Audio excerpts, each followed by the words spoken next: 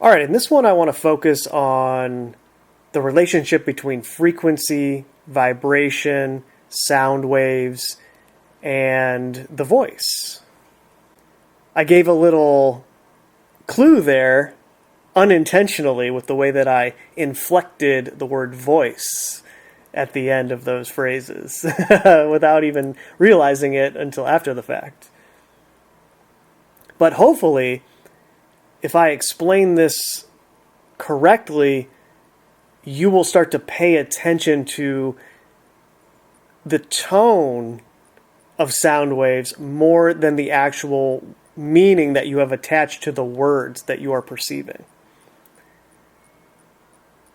As I went into in a really old video at this point, that is pulling the sword from the stone. That is what Arthur did in the story to become the king of Camelot. He pulled the word from the tone. And I want to get a little deeper into that idea here and relate it to what the man they call Jesus was talking about in the Bible, or what has been attributed to the man they call Jesus by the people who wrote his words into the Bible when he said to turn the other cheek.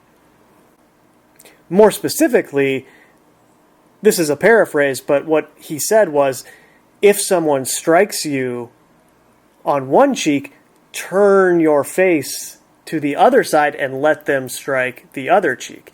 And then there's another sentence after that that says, hey, if somebody sues you and takes something from you like your shirt, well, go ahead and give them your jacket too while you're at it. Again, let me reiterate here that I'm not a biblical scholar. I'm not a member of any of the religions that claim to have ownership of these words and have a very educated and almost academic understanding of the Bible and everything that's in it. So take everything that I'm saying as if it could be very, very wrong when I talk about the Bible. Okay, I just want to make sure that's very clear at the beginning. But disclaimers aside, I'm sure a lot of you listening to this are aware of what is referred to as cymatics. This is the science of sound, as it were.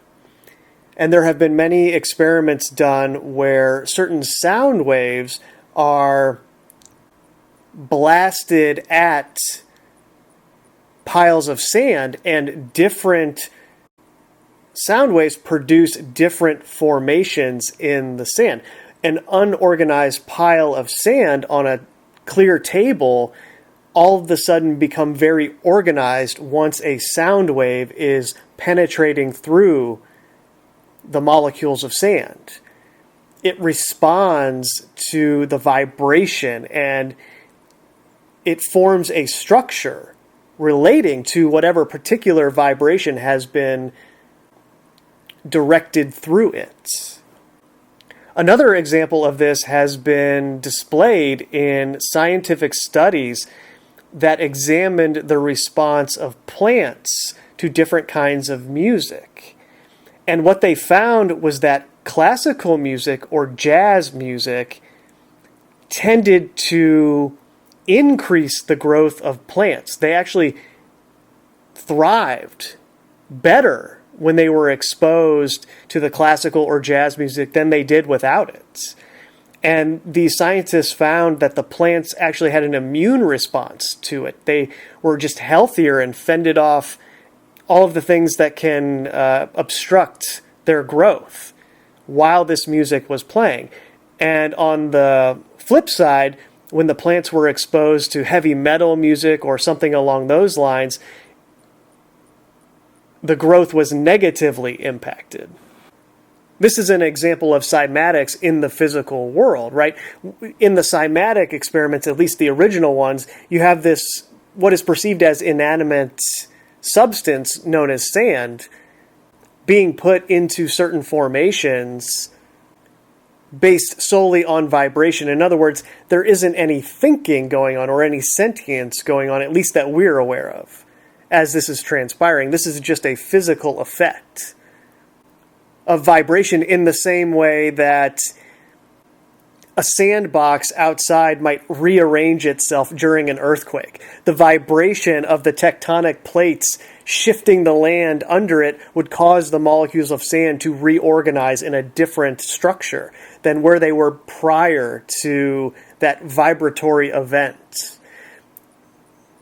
But this, the example of plants, is an actual sentient creature responding to sound wave vibrations in a way that actually shows how these sound waves can interact with sentience to produce a certain outcome. In the case of the experiments that have been done on plants, it's, hey, this classical music is reorganizing the structure of the plants in a way that is increasing the amount of growth we're seeing here. It's increasing the amount of fruit the plants are bearing, whatever the case is. Now, of course, as it should be, many scientists have also questioned the efficacy of these studies by saying, hey, well, the plants that you're studying here are given kind of preferential treatment in a way that other plants aren't. In other words, you're taking very good care of them.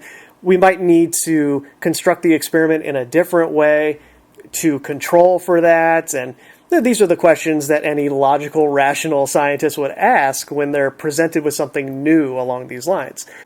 And of course, that's what science is supposed to be. What I'm relating to you right now is a hypothesis on what sound waves can do to plants based on what the scientists observed in this one study, or the many studies that have built on that one study. While the rational mind wants this kind of evidence that will prove something to it, intuitively we all know that sound waves affect our being. And we know this so obviously through our exposure to music. All of us have listened to music. All of us have all kinds of experiences with music, both listening to an album in our ears or being at a concert and experiencing live music and the way that it's able to captivate a group of people. You can have 20,000 people all singing along hypnotically to the same words that the artists are singing on the stage. There's a great example of this at the 1999 Woodstock, where Limp Bizkit came on stage and Fred Durst essentially turned the entire crowd into a riot based on the way that he was projecting his energy into the crowd. And that's a great example of the power that someone has on stage. And observing this type of response, we can see how music would be a very effective way to manipulate and control someone or many people, if that was your intent.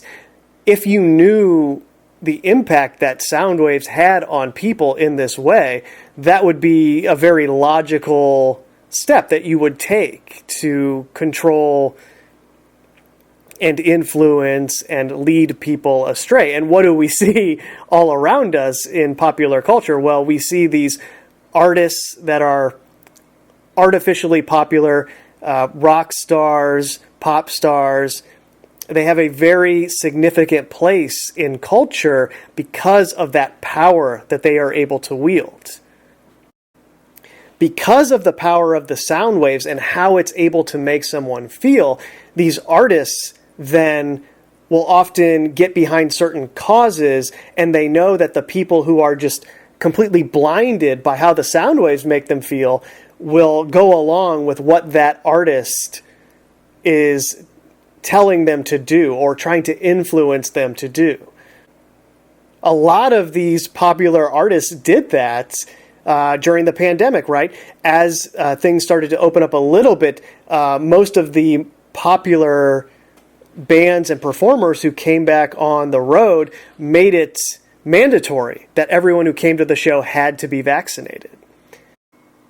And due to this power that these artists have, you can see why a lot of them die very young and never quite become what they could have been, because maybe they were too powerful with their abilities in a way that would be dangerous to the way that society is controlled. I'm thinking specifically of Bob Marley. As I say that, although there are many other examples. But Bob Marley in particular is such an interesting character in this context. The first thing you have to understand about Bob Marley is he's half black and half white. Now, those phrases are largely meaningless, so let's say what it really is. His father was British, and his mother was African or indigenous to the Jamaican Islands. So Bob Marley was a very interesting mix of different cultures. Genetically speaking, he had that genetic memory of two very different cultures and traditions. And when he was growing up, because his skin was so much lighter than everyone around him, he was never fully accepted as one of them, as one of everyone else that he grew up around.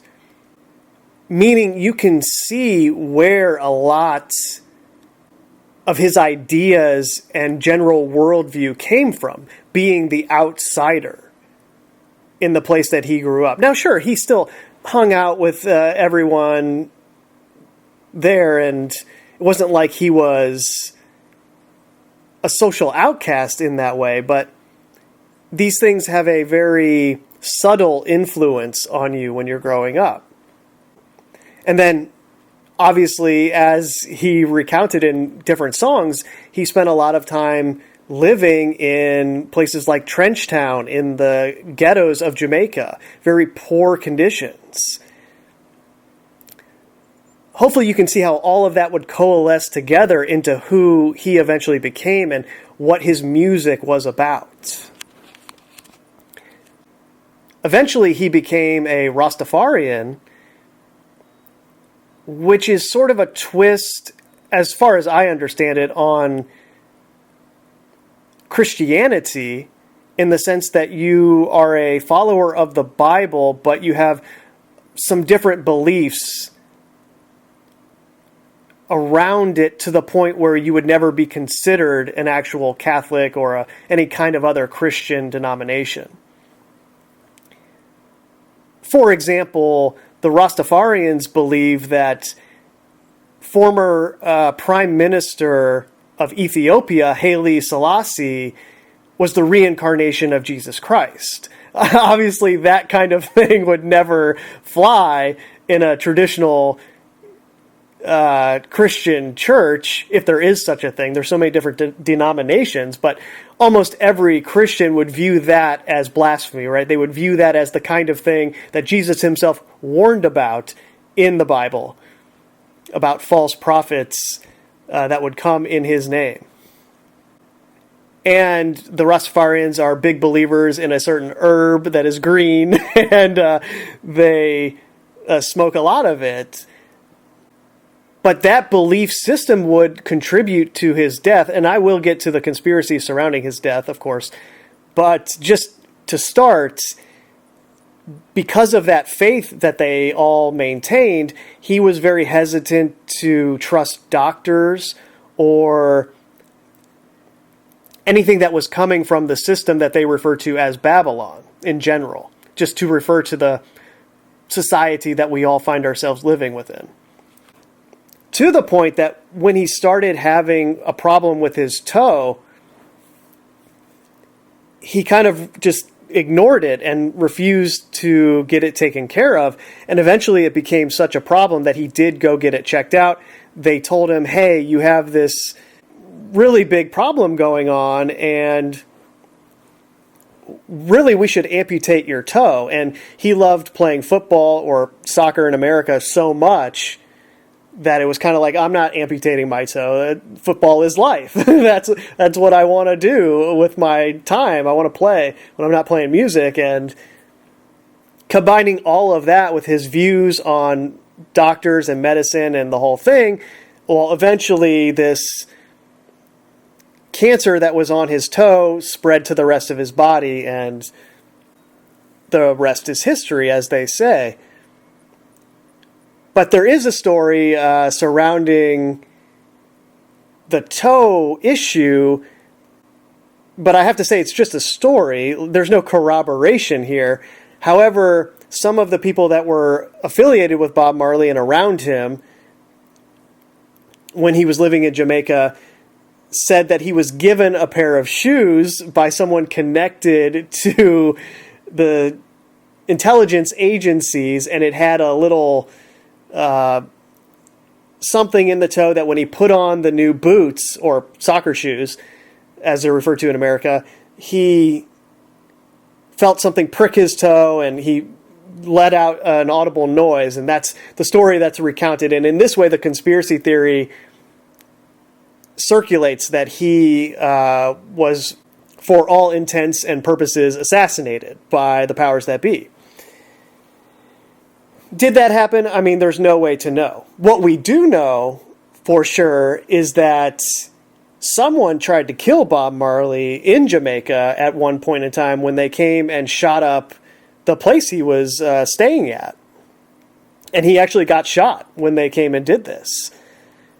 And there's a lot of speculation about whether it was in connection to him actually saying some things that would influence the political election that was taking place in Jamaica with Michael Mann that was going on, and maybe he said too much, and him getting involved in politics in that way kind of made him a target for the people who are used to being in control of who is elected in foreign countries outside of America.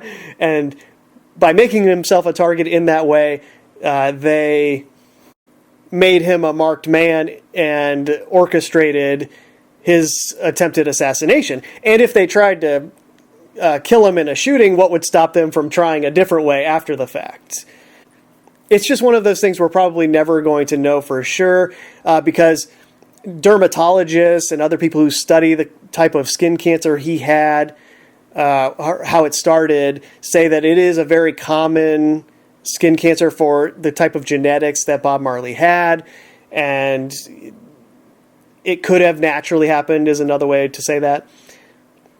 But anyway, I started talking about Bob Marley in this way because there's this story about him getting asked to play a show in Rhodesia before it became Zimbabwe. I hope I got those names right. It's been a while since I looked into all of this, but I'm pretty sure it was Rhodesia's independence and they renamed themselves Zimbabwe. And he played this concert, which at a certain point became chaos as too many people were trying to get in to hear it beyond capacity that they had, and it created this stampede, and everybody dispersed from the crowd. It was this crazy scene, and the only person who didn't leave the stage was Bob Marley. And eventually, as the story is told, somebody came back to the stage and said, "What are you doing, man? Let's get out of here." And, he made some comment like, "I'm a real revolutionary. I'm not going anywhere." So he really viewed himself as a revolutionary in how he was presenting his ideas and the sound wave vibration that he was promoting out there to everyone. Which, of course, would make him a target. Anybody like that would be a target because he was wildly influential and popular and was only growing and would have only continued to grow in popularity and could have legitimately changed the world through his music. I mean, if you're bored one day, go look at Bob Marley YouTube videos and just scroll through the comment sections and pay attention to how many different countries are represented in the comment sections. People from all over the world who don't even speak English are, they can't contain themselves saying, "Oh, I love this music so much. It speaks to me on this level that is just awe-inspiring. It makes my life better. It makes me feel better when I'm down." On and on it goes. In other words, he injected something into his music that transcended culture. Because, as I said, he was half one culture and half another culture. He was bringing multiple perspectives to his view of the situation, and that allowed him a unique perspective that not many people had. In combination with kind of being an outcast and growing up poor, you can see how that all came together with an idea like one love, and how the vibration of the music was transcending meat suit identity and all of the ways that we're supposed to be different based on that meat suit identity.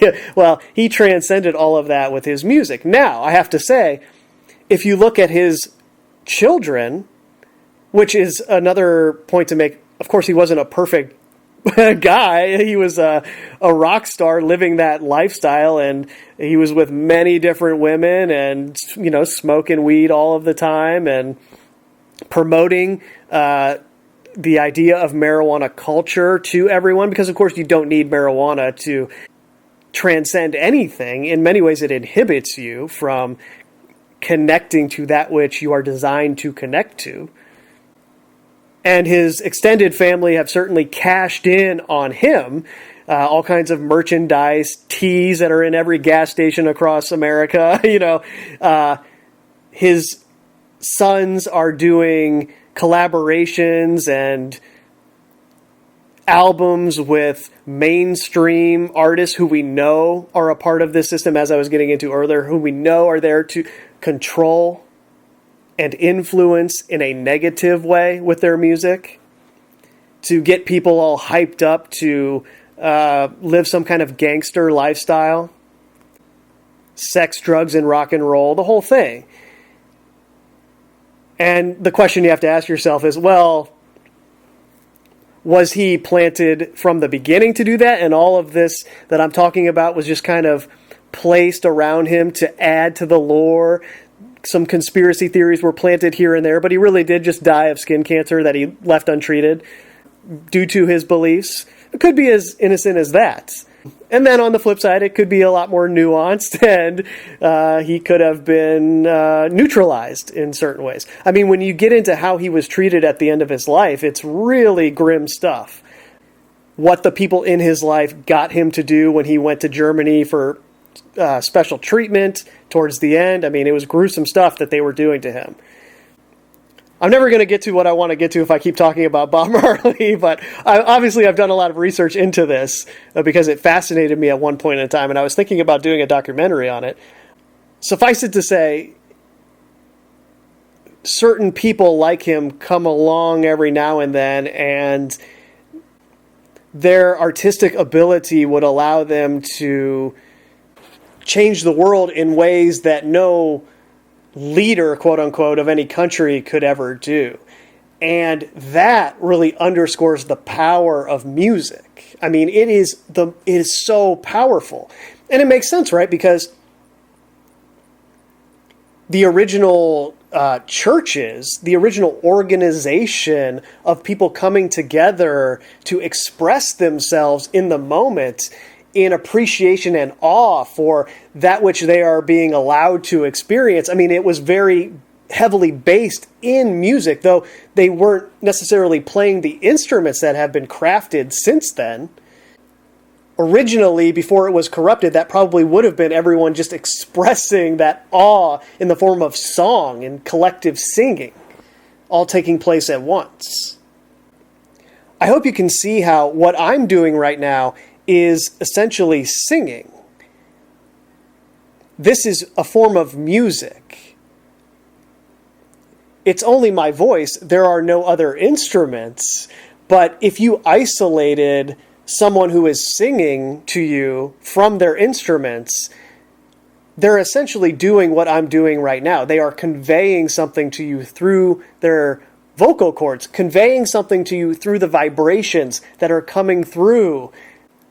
And like the sand that's in a pile being subject to certain vibrations, those vibrations that come out of your mouth and into another person's being are capable of reorganizing their very structure, the cellular structure of that being, making them feel something in a moment, reorganizing them into something else in a moment. Your voice can do that just as much as someone's band or song can do that. We all know the effect from the music, but you need to expand your mind and see how every interaction you're having is a band, in a sense, speaking to you in that way. Every conversation you have is music. And when you think of it like that, it really makes you reconsider how you are approaching someone and the things that you are saying to them. Why would you ever want to fight with anybody if this is what you're doing to them, right?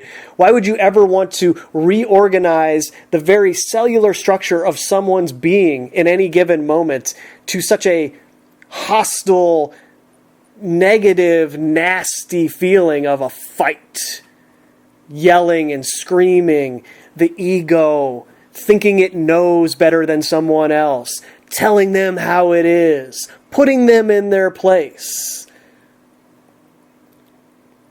That's no different than a plant negatively responding to heavy metal music as opposed to classical jazz music.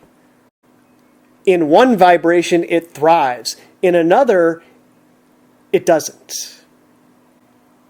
Now, I should say, there are a lot of talented musicians who do heavy metal music and any kind of variation of that. I'm not trying to deny their talent, but at the same time, we have to state the obvious that if you go to a heavy metal concert, invariably you're going to find people up towards the front of the stage in a mosh pit, banging into each other repeatedly.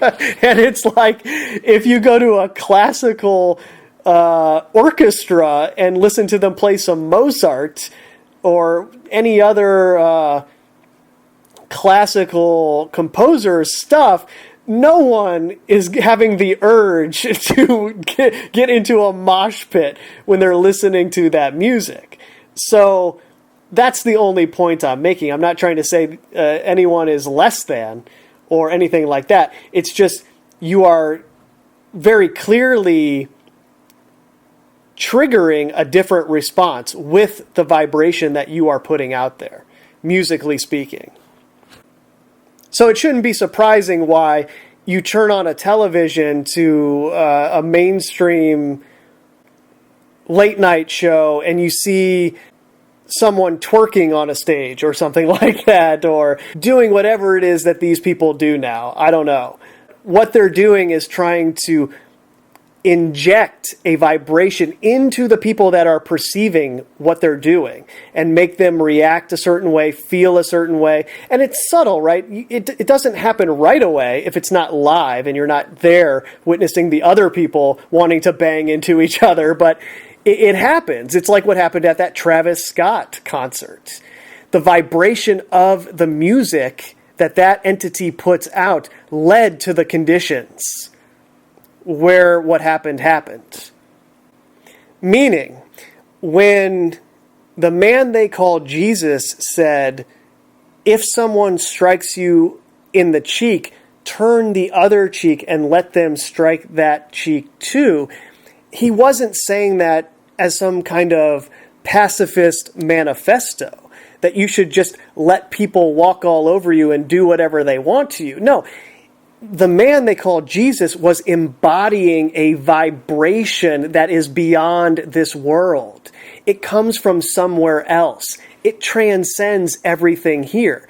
And what it was telling you was, hey, if you embody this vibration that I am relaying to you right now, if you embody this music that I am transmitting to you right now, if you let this music reorganize the very structure of your being, reorganize the structure of your thought patterns, and who you perceive yourself to be in any given moment, if you allow that music to reorganize you, you will never even be put in a situation where you would ever have to worry about the overwhelming majority of things that most people have to worry about. This is a vibration that protects you from all of that. It, like the cymatic experiment, where the sand forms a pattern based on the vibration, your very being, your spirit, organizes itself around the vibration of that man's words. God walking the earth, it reorganizes itself around that, and it repels other vibrations. Accordingly, when you finally have that light switch go off in your mind, that light bulb lights up, you have that aha moment, you understand what it is, that's when you understand that if you were walking down the street and someone metaphorically smacked you on the cheek, you look at them and you turn your face, expose your other cheek and say, hey, you might as well hit this side too. In other words, in that moment, you are exposing their sickness. You're showing them how sick they are with the reaction that the music the man they call Jesus put into your being is expressing. And that music is contagious. When you are around someone or exposed to someone who is embodying that, it has the same effect that the artist on the stage is able to have with the crowd, because it's undeniable what it is capable of. And that's why the second part of turn the other cheek is, hey, if somebody sues you and tries to take everything you own and they try to take the shirt off your back, well, here's my coat too, man. I don't need any of this stuff. This is all stuff of this world, and I am not allegiant to my body in this world. I am being infused by a spirit that is beyond this world. It transcends all of this. Our bodies, though on a different scale, are like the plants that start to thrive when exposed to the classical music. That's what the spirit is. It's that classical music versus the heavy metal that infuses you with a different vibration, and that vibration expresses itself in a different way.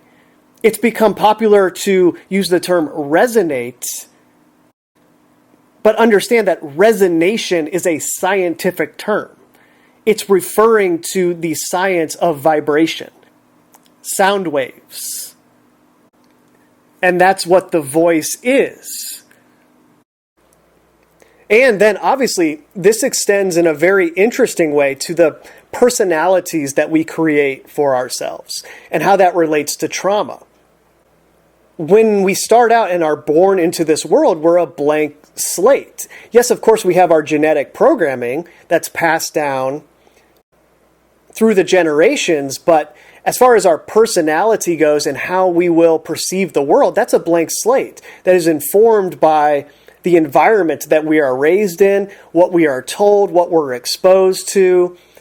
And people who experience severe trauma very early on disassociates from themselves and essentially creates a song or music that isn't necessarily who they really are. They create a mask through which they speak. And after many years of building this persona in combination with how society programs us to build this fake persona that we all use to interact with each other, at a certain point, we have all of these caricatures of ourselves interacting with each other, but none of it is the real thing of who we really are deep down below all of that. Who we would have been deep down below all of that prior to all of the trauma. The trauma makes people feel unworthy of love. It makes people feel unworthy of the vibration that I'm talking about here. And at that point, they start seeking out the sex, the drugs, the rock and roll. They start seeking out all of the ways that you can deviate.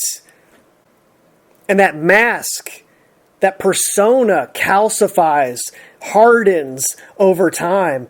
And then When they are confronted with this other vibration, the first reaction is rejection.